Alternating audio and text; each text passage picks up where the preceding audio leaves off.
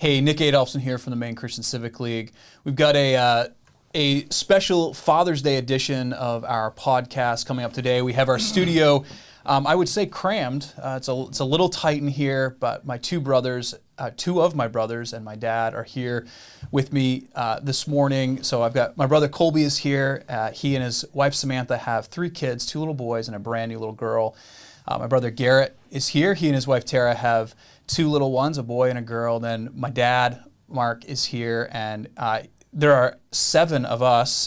Only 3 of us are here, his 3 oldest. I would say the 3 that, because we're the oldest, he kind of had to experiment on. The younger ones, he had it all figured out by the time he got to them. But we're going to have a conversation today about fatherhood, about advice, about some of our experiences, and hopefully just have a good time. So welcome, guys. Glad to have you in our little studio here. Thanks. Good to be here.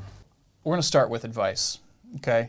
I want to hear from Garet and Colby first, and then Dad can give some advice that he's given or gotten over the years.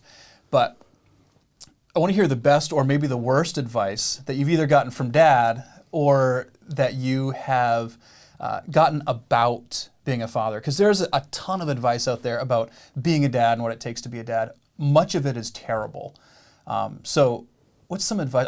I can give you my first one. One of my favorites is Dad always said, this isn't really about being a father, but just a general piece of life advice. It's not a good deal if you don't need it, which I always found a little ironic because this is a man who loves to go to Martin's and spends a lot of time at Martin's, and in my estimation buys some things that maybe aren't necessary but are a great deal. So great piece of advice though that I got from Dad early on. It's not a good deal if you don't need it. So any advice, guys, that you've gotten from Dad or just about being a father? I don't know if this is, I think this ties into being a father because it's related to family.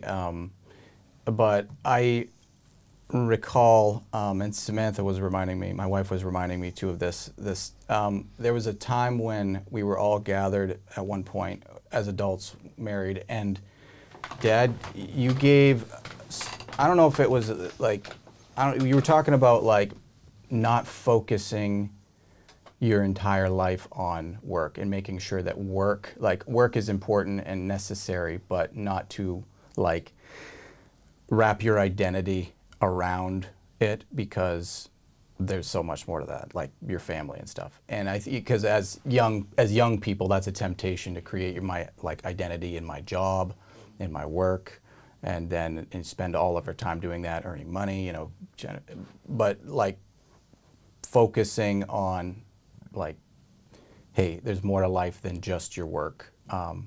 So that's one thing that kind of came to mind when I thought of advice, specific advice. But as far as advice, maybe non-explicit advice would just be observation growing up, and probably for me it would be the consistency. I observe a very consistent approach to our just childhood. There wasn't any it never felt tumultuous or unpredictable. It was very predictable. If we were to do something that we knew we weren't supposed to do, we were going to be disciplined, but we also were going to be loved in a very consistent way. So the consistency is what kind of stands out to me. Less explicit advice, but more life advice. So, yeah, that's what I have. I always joke around a little bit about this, but it's kind of true that I say to people that, well, Nick and I grew up together, and so Nick was born when I was coming close to 23 years old, and really there's a lot of truth to it, especially with your children when you're young and you have children, that you learn a lot about life while your kids are growing up, and you start to make new decisions about how you do life as your kids get to be, more interactive and more involved. And so in Maine, we have to prepare for the seasons. Our seasons are vastly different, and so when we're preparing for those seasons, we kind of know things are going to change coming up, and we got to get ready for that. I think people need to think, and especially as fathers, when you're bringing up your children, don't just be in the season you're in. Prepare better for the the next season. one. Seasons with your wife and with your children. Yeah. You know, Gonna have ahead. to write that one down. Garrett, what's the Well, some you guys are a tough act to follow. Nothing super deep here. I had to think about this on the spot, but Don't be an one of the idiot. super simple things that Dad gave me was some advice about advice, I would say. He told me sometimes, I was a teenager, I must have been 16 or 17. He told me sometimes it's better not to give advice unless it's asked for. And it was just super clean, easy to understand, and it was like an aha moment. Oh, yeah. You know, that is kind of obnoxious, Yeah. the people that are always trying to give you advice. That's that you don't probably ask why I for. couldn't think of a ton And, of times you know, where and I Dad still- explicitly gave me Yeah, advice and about I something. still think, I Like, still here, think you want a about piece that, of you know? advice? And, but... Well, it's yeah, not different so- than your policy when you have a lot of kids at the house. Is Yeah. Well, you I were give telling them me advice whenever well, you I give can, kids well, advice, please. but you said one day you're like, listen, when I got a lot of kids around here, I try not Yeah. to tell them what to do because if I tell them what to do and they don't listen, Yeah. then Yeah. then I have to act on it. And so I just try not to tell them what to do, and then I don't have to act on it. You weren't too wordy, or you know, Yeah. you didn't overdo it. But I mean, I was checked out after about 15 seconds anyway of listening. So, but Well, it's but no, that's one that I remember. Yeah, I it's really probably hard to picked up answer a some more question on that that. hasn't been asked. You know, and Yeah. it's hard to. It's instructive, but Yeah. it's hard to really Yeah. for a child Yeah. to answer a question Yeah. that they haven't asked yet. Like when they've asked, they're engaging, and that's the kind Yeah. of the sense behind that. Yeah, and I want to get into this maybe a little more later, but I think to the point Colby was making, the best advice I ever got was never in a circumstance where it was like, hey, sit here and listen to me give you advice. Yeah, right. It was That wasn't- always as we were on our way to on some the job same page, site or Yeah, yeah. as we were, cutting firewood, or I mean there's a lot of lessons that are learned in those moments, and it goes back to you got to be consistent. You got to be a consistent man of God, a consistently true to who He's called you to be in all those little things, or the big things don't end up coming together. So, I got to figure out how to really frame this question, but I think our world has a really skewed view of masculinity right now, and I feel like we're in the extreme of two different camps. We either have what I would consider kind of the left perspective that, what is masculine is, quote, toxic, or it's bad somehow. The expectation and what's admirable is sort of this beta male. And then we have the other extreme, right, of men who are, meet all the stereotypes of being super masculine, and there's no grace and there's no love in that. And God definitely calls us to something different. I love C.S. Lewis. I wasn't a huge fan of like fantasy type reading, but in C.S. Lewis' Chronicles of Narnia, one of the characters, Lucy, is asked Mr. Beaver, or I think it was Mr. Beaver, Yeah. Mrs. Beaver. I don't remember exactly, but was asking I'm her the one who knows about. all this Thomas stuff. or whatever. I don't Yeah, you guys all know. Asking her It's been a few about. years. She was asking about Aslan, right? Who is the lion, the king, but the picture of Christ, and she said, kind of with fear in her voice, "Is he safe?" And Mr. Beaver responds, like almost in shock, like, "No, he's not safe, not at all, but he's good." And that's what we're called to be as men, right? We are called to be a little bit dangerous. We're called to be men who, courageously and unabashedly defend our families, physically, spiritually, emotionally, all of those things. But we got to balance it. So, Dad, I'll start with you because you're a pastor, and you have more experience at all this than us three. But how do you balance that sense of kind of that strong masculinity? And let me tell a story before I ask you. So I remember, Garrett will remember this story probably even better than me. I was in my early 20s. I don't think I was living at home, but might have been that period where I was in college and like you come home for a while, and I got stopped for speeding in New Hampshire. It wasn't the only time I got stopped for speeding, but I do remember this. And I had told Dad that I got stopped, but I didn't tell him how fast I was going. And Garrett somehow let it slip how fast I was going, and it was way too fast. And I wasn't ratting you out. I I was just making conversation, just to be fair. yes, I know. And I don't remember exactly how fast, but I know it was fast enough that Dad, a father of 3 boys who all drove and grew up with 4 brothers himself, was a little appalled. And he took me aside and he said, listen, you're an adult and I can't tell you what to do anymore, but this is how it's going to be. For the next month, my boys that are not adults yet will not be getting in a car that you're driving unless you will look at me and commit that you will not drive 1 mile per hour over the speed limit for the next month. And it was, as I look back on that moment, you weren't in a place anymore to tell me what to do, and yet, and I didn't fear that you would physically do something to me, but yet I still had this fear. But I wanted and this to. strength. Well, I'm sure you wanted to. But yet I still had this fear. And I think it's a great example of what the balance of that strength of masculinity looks like, right? Where it's not this weak, it's strong, but it's also not, like, I wasn't fearing for my physical safety, but I feared, and I did it probably not perfectly, but I remember driving to Katahdin with 3 boys the next day. I remember that. And the boys can attest, You were- 20 years you were later, ticked off. I don't think You I were was so ever more upset. mad driving You up the were so highway mad. going the speed limit. Yeah. If it was me, I would have been delighted just driving along at the Yes, speed yeah. limit. Well, you're the one that used to tell me that Slow down. you maybe were my guardian angel because you were telling me to slow down. So anyway, Dad, talk to us about what that balance looks like.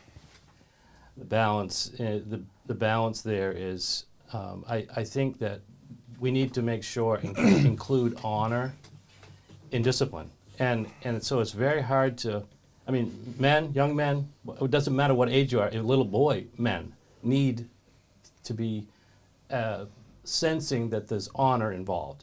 Now we might say, like, as in a group of young people, talking about how fast you went might be an honor. Like, this is an honor on me that I Right. went this fast, you know. But somehow discipline has to come in and correct that, you know, because no, that's not an honor, because you've now violated something that could really create a real big problem for the rest of your life, or end your life, you know. So you're setting that. So you have to, I think, bringing honor into it is sometimes difficult when you're in the moment, you know, and you're angry, or you're trying to control those emotions. And I wasn't always good at that. You guys can remember times when I was angry, you know, really angry about something. But as we go through life, we desire more than anything else, probably in life, is to have that honor, and that's why men go to battle with it, you know. Yeah. So I think that would be the thing. So it's some of those deeper characteristics that need to be rooted in any kind of strength And and your reaction, masculinity. your discipline, and your strength that they need going forward. Yeah.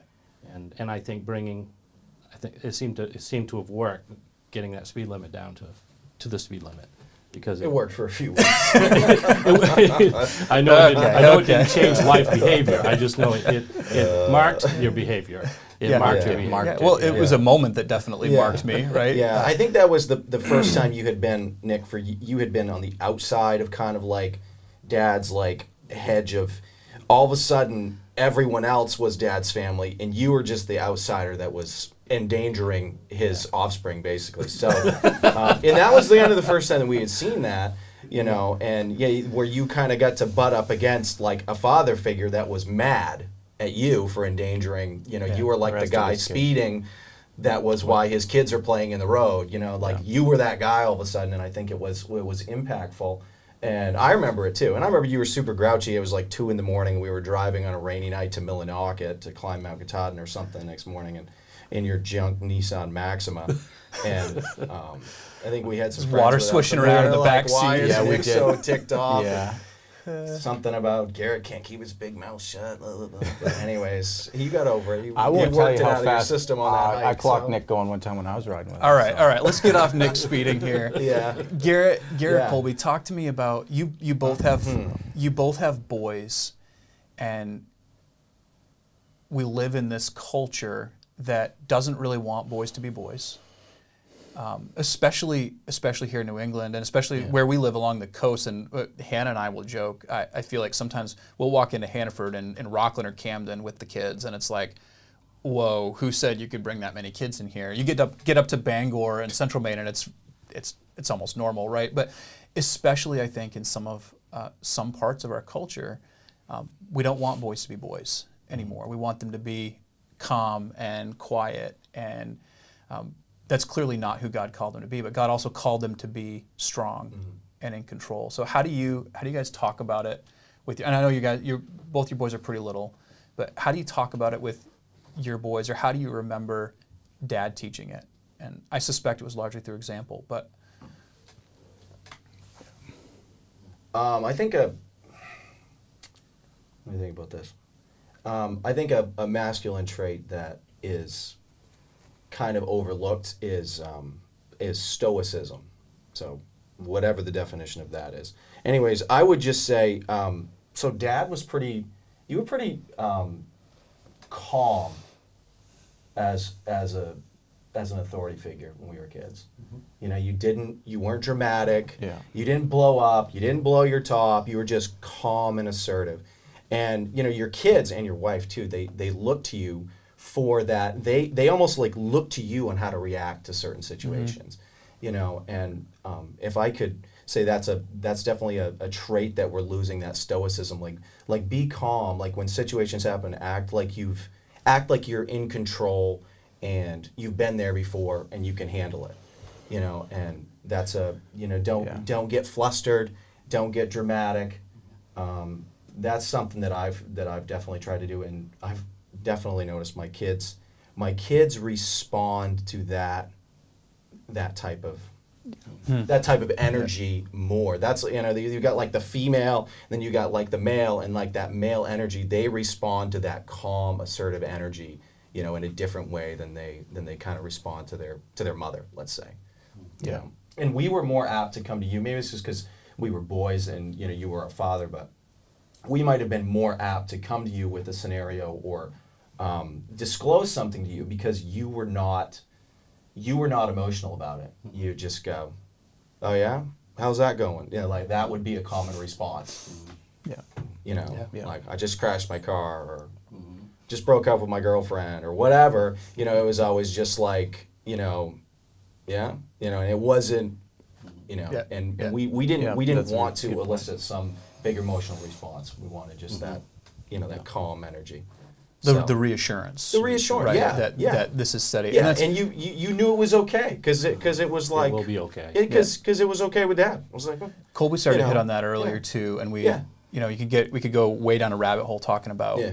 boundaries, but that those kind of boundaries and the foundations that are laid when you know, like, okay, when I go here, Yeah. I'm going to have a response that doesn't freak out, that isn't going to lose it on me, but it's going to look at me in the eye and know that I'm going to know that he loves me, and I'm going to know that he's going to walk with me. Like, he's going to respond in a way that's going to help me move forward. And knowing you have that foundation, the same was, I think, with little kids, right? Knowing that there's a set of boundaries, it gives this sense of freedom to explore, to be creative, to grow inside those boundaries, knowing that I'm safe here and it's going to be okay and it's going to be good.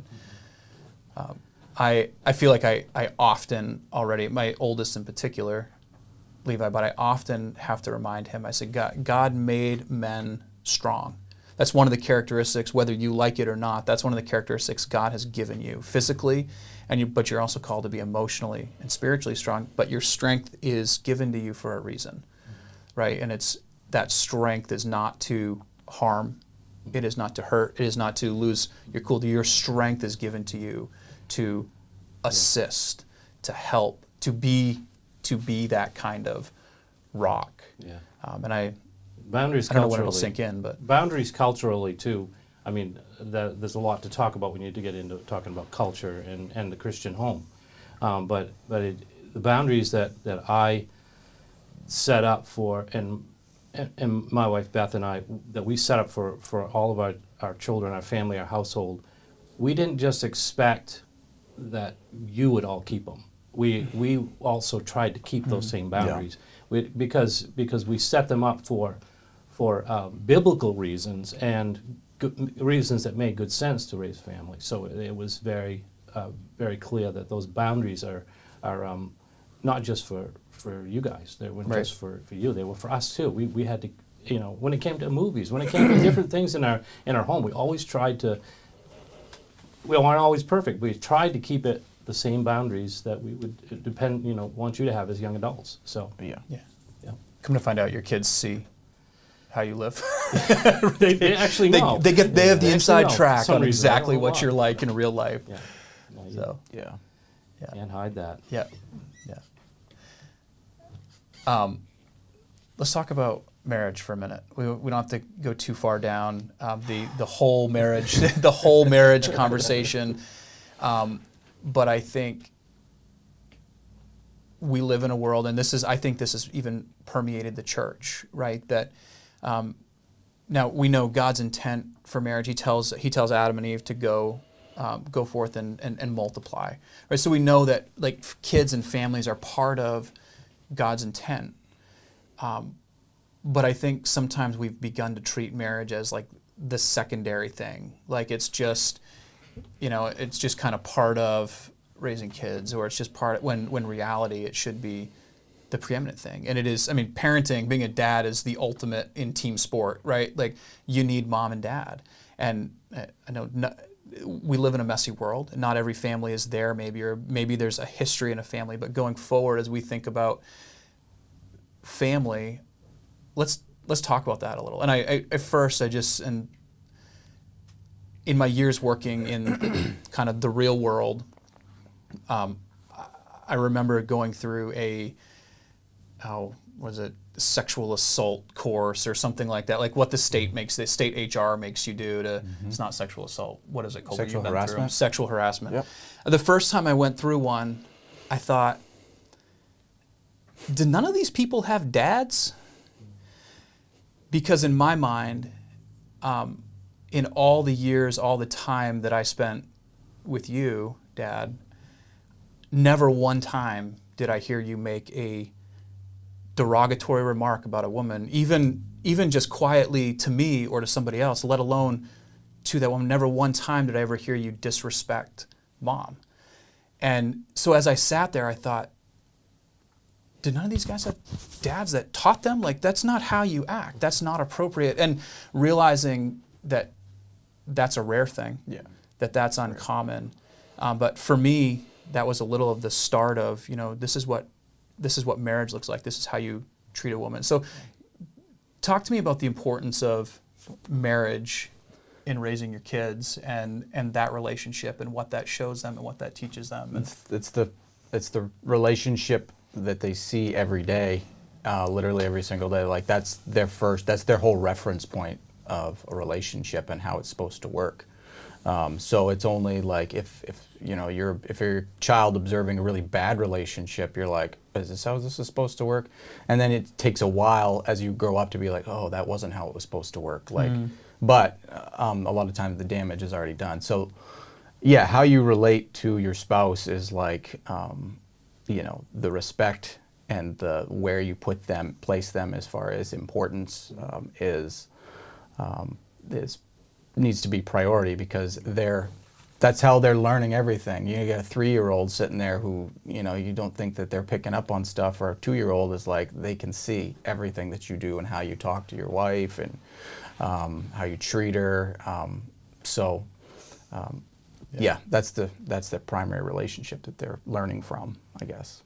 So, or it should be anyway. It should be the primary relationship. And those behaviors are hard to overcome, and that's what we struggle with in society, is behaviors that are hard to overcome, and they need to be overcome. And so if a child is picking up those behaviors, and they get into a relationship, obviously later on in life, they're going to have a hard time getting those behaviors out of their life, even though they know what the right way to do it, and they learn from the Word of God or from their pastor or whatever, or their family members as they need to change. It's very difficult to change behaviors, and so it's so important that it's modeled in the home early on in their life. It's just there's so many things that we could talk about in that relation. Yeah.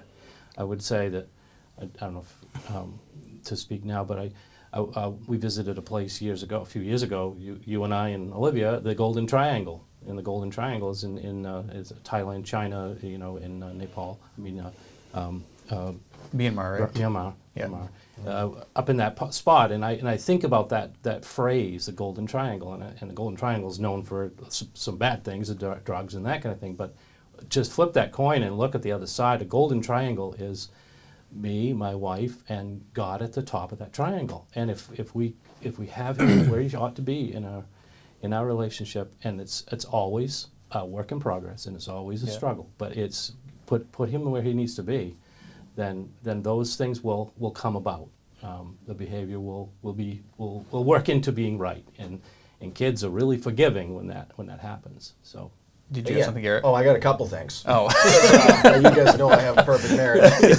No, couple We can have things Tara in that here next Dad, yeah, you want to hear the other side of the story. We know you have a Get her in perfect here. wife, that's for sure. Well, and Dad and Mom modeled some good stuff, and I'm not perfect in these areas, but it is something that my wife and I talk about, and we want to strive.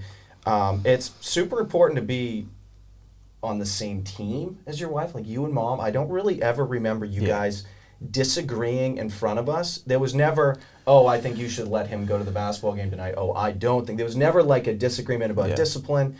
There was never really a disagreement about the stuff you let us do outside the home. You guys were always like this, like cohesive. We couldn't split them. Not in front We of couldn't him. split them. Unit that Right. you ruled the household, with an iron fist. We couldn't like split you guys, and that was a big deal, And I observed that with other people in public. You see that. You see like kids, because kids they learn to work the system pretty quick, And so that's a big thing. I'm always like, so we disagree about the back of chairs aren't coat racks. Can you please put your dishes in the sink? Like we do that type of conjecture. But I mean, Wait, you don't put your dishes in the sink? yeah. Huh? Oh, yeah. So the other thing That's where all our dishes go. that you modeled for us, and I know that this is on me, and this is a really hard one, but to love your wife more than your kids. And it's like, it's kind of like, I know you can't always do that, because a lot of times at the end of the day, I'd rather see my kids than my wife. Like that's how it works. And and it's the mother's job to kind of love the kids more than the husband, but the husband needs to love the wife more than the kids. And it's kind of counterintuitive, I think. A lot of people would probably like to debate me on that topic, but that's what you modeled. And I actually remember when you talked about that a little bit at the dinner table. We were living I was probably 9 or 10, and you said something about, well, I like mom better. Like mom is the king of the house. She's the queen. She's the queen of the house, and you guys, all of you little minions, you guys come in second.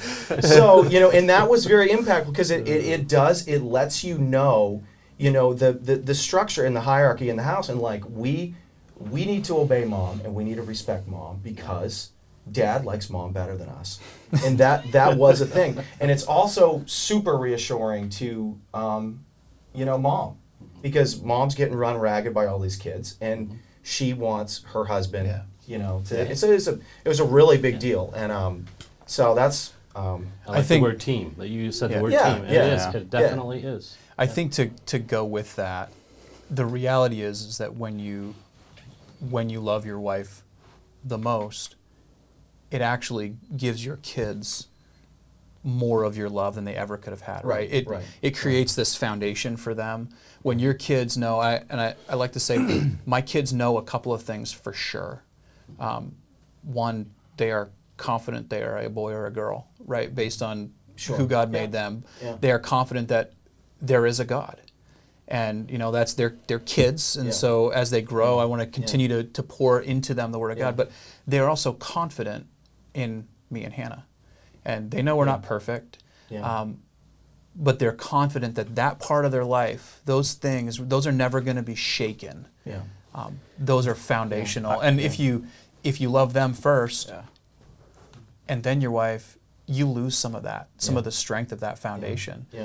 Yeah. I think one thing that I have probably taken for granted over the years, which has not been the experience of probably the majority of the kids in the world, is that kids need to feel safe and secure. Like they have to feel that security, Yeah. or they need to, or they should be able to feel that, because when they don't, it really, it can be very damaging for them as they grow older. And it's like, that's not something I ever really thought of, because that never crossed my mind as a kid, like, oh, I'm safe and I'm secure. And I mean that as far as like the parents go. We Mom can and Dad. provide it. Like, I knew that I was safe with you Yeah. and with Mom, and I was secure. Right. Even when I was scared about something, because I remember being scared about stuff, but that covering of safety and security, and Dad knows lot it's a false sense of Yeah. security Yeah. in some ways, because sometimes things going around you Oh, yeah. are out of control. For sure. And we haven't experienced too much of that in our good old state of Maine or out of this No. country. But- But they can be out of control. Yeah. And that's but we have to provide that security. you provide it for the kids, and hopefully, I think we're all learning this as the days go by, but hopefully we're getting that from God, right? That safety and security, like, oh, okay, that same kind of safety and security, like we know we can be scared, but we know that ultimately we're safe and secure, and then that like flows down to hopefully our children. And this is like,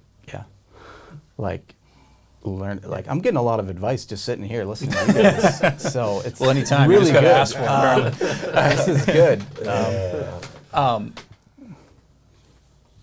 I want to talk just for a minute about, this is not about being a dad, this is about being a son. I want to talk a little bit about how to honor your parents, right? Because first of all, I like to say, I can't expect my kids to someday treat me better than they saw me treat my own parents, Hannah's parents, as they have seen me treat my grandparents. But I think back to Grandpa Adolphson, and I think I've heard some great stories about Grandpa and his discipline methods and all that. And I think by today's standards, there'd be moments where you'd go, I don't know if that's how you should do it. Just spank all five just because one did something. But I think back to Grandpa and his story, and I'll tell this story here, but at 3 years old, standing on the sidewalk on Christmas Eve with his mom, waiting for his dad to pick him up, to take him home, and they stood in the snow, they waited, and he never came. And so they ended up walking home that night, and there was a note from him, and he was gone. And Grandpa didn't see his dad again. He got messages from him occasionally and stuff, but he didn't see his dad again until he was in his 50s, and he flew to California. He took care of his estate. He rented a motor home, and he drove his father back to Maine and took care of him till he died in the nursing home. And I think nobody taught Grandpa how to be a good dad, because he didn't have a dad. His dad bailed. But he chose to honor his father. And I think that's kind of the legacy that I have to live up to now, right? I'm going to honor my parents, even if they didn't honor me very well. Now I don't have that problem, but talk about the importance of honoring. And you have a dad who's almost 90 and a father-in-law who's 88, both of which have poured into you. And talk to me about the importance of honor and that legacy, and then what that builds for your kids. Does it matter? It matters. It matters a lot, and I think obviously it was instilled in my father even when he had his mother. He had a sister that was 13 years older than him, so she helped to bring him up as well. That was his family, and but his family was extended beyond that.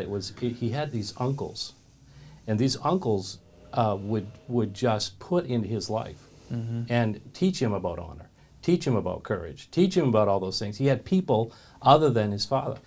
That's the way the family looks today. A lot of times, is it's a broken situation. We're in a broken world, and there's a lot of broken homes, and situations where, and I would just say, part of honor and part of the ability for him to raise our family in a way where we would honor them is that it was instilled in him by his mother and those uncles and people in his life. His Boy Scout leader that he had instilled in his life that you need to honor people, to honor is due, and it doesn't matter what they've done to you. It matters who they are, and so I've always felt very strong about this, very convicted that we need to honor our parents and visit them regularly, take care of them in whatever way we can, and we've always done that with both our sets, my wife Beth's, your mother, parents, and my parents, as best that we can to honor them. Yeah. And I think that it starts to flow down through the family when you do that. Yeah. Well, there's certainly kids do it. certainly a trickle down, because my kids are never more excited than if they get to go see Nanny and Grandpa. Yeah. You know, or to go see Grammy and Grandpa. Cole won't let me drive down the dirt road without honking to make sure Grammy and Grandpa hear that we're going down. Yeah. Watching him, last time I was at Nanny and Grandpa's, watching my 4-year-old try to talk to Grandpa Allen. They both were having full conversation. Neither of them could understand each other. Grandpa could not hear Cole. And Cole had no idea what Grandpa was saying, but he'd talk and then Grandpa would talk, and they had this great conversation. But seeing that kind of, that dynamic and that legacy and understanding where you came from by itself, to me, is huge. But it's the richness that you and Mom honoring Mom's folks, and you and Mom honoring your folks, have given that to me and to my kids. We always weren't looking for babysitters. That we were when we would get our parents, my parents and Beth's parents, to take you guys and our family. We weren't just looking for babysitters. We were wanting you to spend time with them, and we sent you to that house to spend time. Yeah. And it was sometimes hard for us to say, we're not going to see them for a week, but when we knew some of the struggles they'd have taking care of you, but Especially Colby, I mean. yeah, but it was like something that we really knew, if you were going to be honoring them and you were going to honor us in the future, you need to understand that relationship better, and so that's why we did it. This is diverging from the subject a little bit, but you reference this with Grandpa's uncles, and I think it's worth just hitting on really quick. As a dad, how do you make sure there are other dads, other men in your kid's life? I can look back on this whole long list of men that were in my life that I don't know if you intentionally put there or not, but they were there, and they were men that I knew I could trust. And if I had a question that I was like, I don't know if I want to ask my dad this for some reason, I knew that I could go to those men and I was going to get good, sound advice. So talk to me about how you build some of those relationships in, and then I've got one more topic, and we'll be done. I'll start this with this, that pick your friends. Don't allow passiveness to pick your friends. Pick your friends, and be friends with people that are going to help to lift you up, and then your kids will get lifted by that, and they will end up looking to those men as mentors as well, and saying, boy, those men had this impact on my life. And maybe you can't even identify all the reasons why they impacted your life, but it's so, friends, I mean, all the way from a kid up and through your life, it's so important. We only have so much time to spend with friends, and we don't have that much time when families get bigger. Yeah. But we need to pick them, and not be passive about who we pick as friends, and they need to be friends that will lift us. Yeah. Yeah. Garrett, you don't have any friends, do you? I do have friends. Yeah, I'm in agreement with that. I'm maybe a little bit too controlling about that, but I do like trying to create some type of river of influence for the kids, and some type of culture that they can grow up in, where there's a lot of like-minded people and like-minded values. And that's why my kids end up at your house a lot, Nick, or Colby's house. And yeah, and I'm very fortunate. It's very fortunate to have a coalition of other men around me that we all agree. Some might like the Yankees and some might like the Red Sox, but it's we all agree on the big things. And I don't have to worry about them disrespecting my values around my son. You know, like I don't have to worry about the nudge, nudge, wink, wink. Like I know your dad wouldn't like this. Like I know, like, I don't have to worry about that with the group of men that my son is around and my That's daughter's because they around. respect you. Yeah, and They they value they you. respect me. Yeah. Yeah. And we weren't ever going behind your back, when we were kids with a lot of with our friends, because all their dads were. They were going to put up with it. They'd be like, I don't think so. They'd be like, get in the truck, I'm taking you home. That was, and we knew it. We knew it. So it was no question. So, and that was good. So.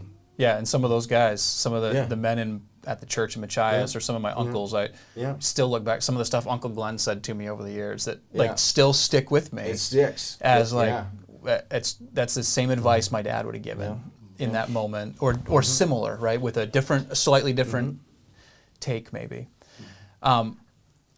Last thing I want to talk about is work. I feel like I've kind of gone through the first couple of chapters of Genesis here, talking about marriage and family and our relationship with God. But I want to talk about work just for a minute, because I think it's something, Colby started on this, I think it's something that, again, we have extremes in our culture on, where either men are lazy and it's okay, or their identity is completely tied up in the work that they do, and there's not a middle ground. And I think back to the years. Well, first I'll start with a story about work that I'm not sure if this is a story about work or just dad making a bad call. But you guys will both remember this. Dad will remember it too. Who was it? It wasn't Mecklin. It was one of those guys. Dad was talking to, and we were building a house, and we're going to put the gravel, the crushed rock under the slab and the foundation. It was a Saturday morning. Well, he got this great deal, and I don't remember what you paid for it. It's only 3 dump truck loads. Speaking of good deals, if you don't need it. This is the story I thought of too. $7 a yard. Yeah, $7 a yard. Right, that does sound cheap. Well, it wasn't crushed rock. It was all rock the size of grapefruits, and I remember Dad waking us up that Saturday, and he's like, "Hey guys, we gotta just spread this truckload of rock in the foundation hole. It shouldn't take you more than an hour or two, you guys can be off doing what you wanted." It was 4:00 that afternoon before we were done. Yeah. I don't know if you've ever shoveled. I don't even think we finished it. I think we had company show up that night. Yeah. And we had to go. We had to go. Probably. You'll be pleased to know I've never had water in my basement. Never. It's all gone out underneath. There was no shoveling. There was no shoveling those rocks, right? It ended up being like tossing them. That among many other things that we did over the years, moving gravel piles, lots and lots of firewood. That it taught us.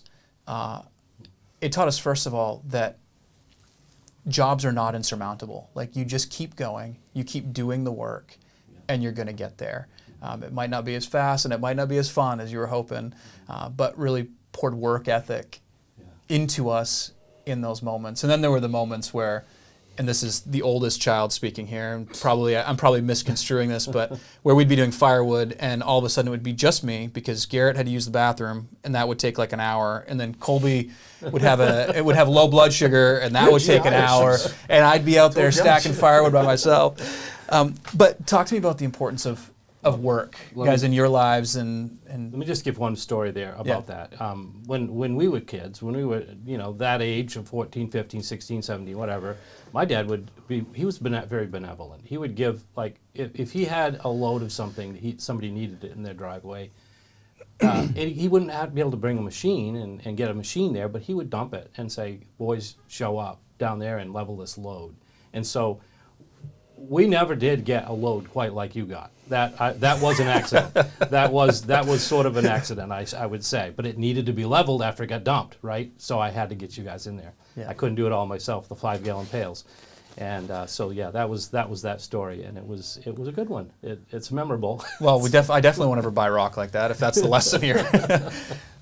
But go ahead, Garet. How does work affect your family? But then how do you teach your kids what work looks like, and why does it matter? Yeah, Well, on a really basic level, I mean, work, if you're going out and doing hard, so like I don't have, like I can remember looking back as a kid and going out and doing work like firewood and those rocks. I mean, like this is just torture. Like this is the worst. I'm not looking back on it like when at that point, like this is really building my work ethic and my values.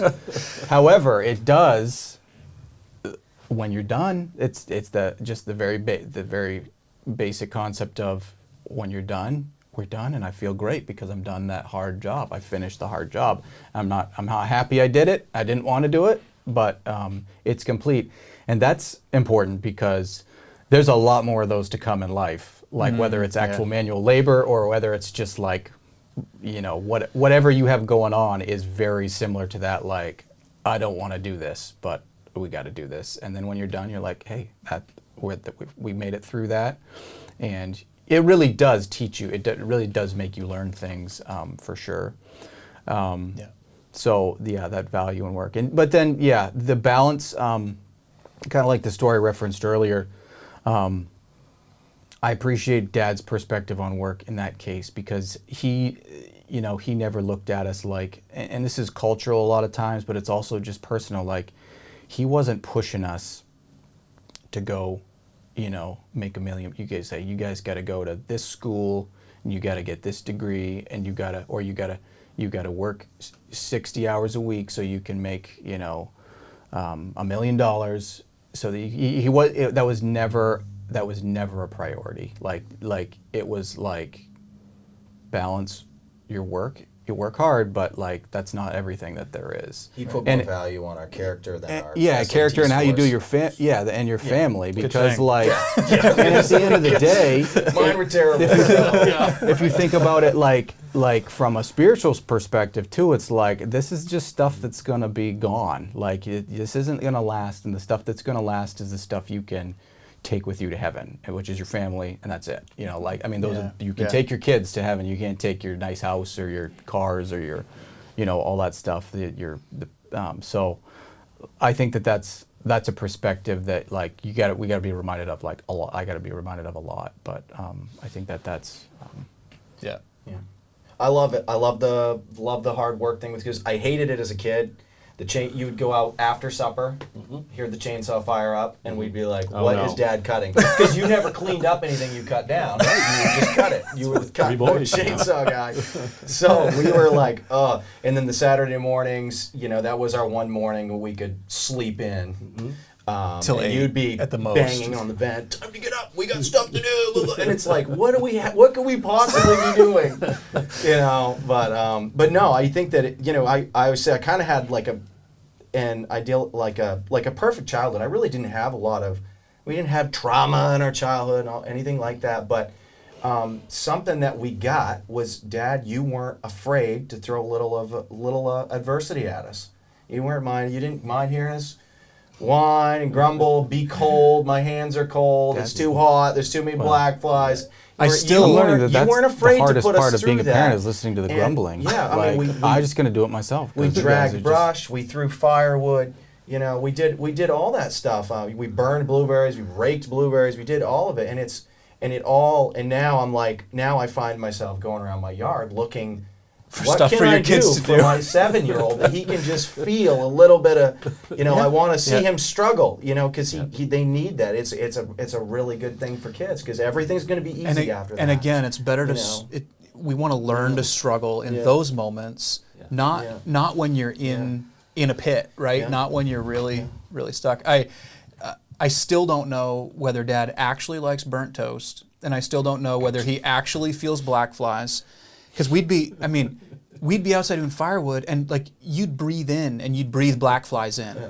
They're so thick, and Dad would be like, "What black flies?" It's brutal over there. And so I still don't know if he actually feels them or if he just was doing the like. I honestly still don't think you ever have faced them like we did.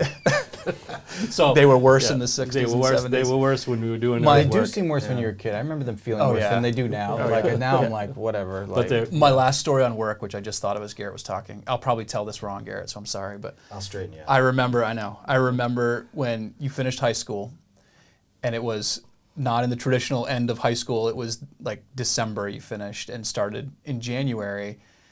Dad gave you, I feel like he must have given you 3 whole days, and you didn't have a job, and you'd finished school, and it hit about day 3, and I remember every morning, about 7 o'clock, Dad hollering upstairs, Garrett, I got the list down here for you, and it was like an entire day's work of stuff, and I think it was probably less than a week, maybe a week, till you found a job, because you're like, I am not going to stay home and work every single day, all day long for no pay. I will do anything if they will pay me money.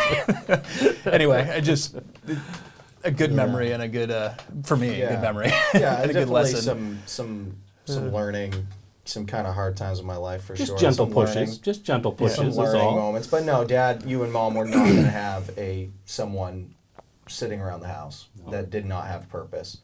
And it wasn't good for me. It wasn't good for the home to be around. So I didn't have a huge buffer time. But yeah.